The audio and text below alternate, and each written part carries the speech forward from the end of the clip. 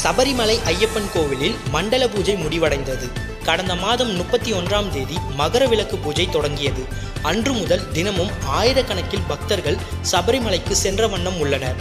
மகர விளக்கு பூஜை காலத்துக்கான சுவாமி தரிசன ஆன்லைன் முன்பதிவு அனைத்து நாட்களிலும் முடிந்துவிட்டதால் உடனடி முன்பதிவு ஸ்பாட் புக்கிங் மூலமாக சென்று விடலாம் என்ற நம்பிக்கையில் மாலை அணிந்து விரதம் இருக்கும் ஏராளமான பக்தர்கள் சபரிமலைக்கு வருகின்றனர். அனைத்து பக்தர்களையும் அனுமதிக்க வேண்டும் என்ற கட்டாயத்தில் போலீசாரும் கேரள தேவசம் போர்டும் இருப்பதால் தினமும் பக்தர்கள் கூட்டம் கட்டுக்கடங்காத வகையில் இருக்கிறது. இந்த நிலையில் இன்று காலையும் பக்தர்கள் வருகை மிகவும் அதிகமாக இருந்தது.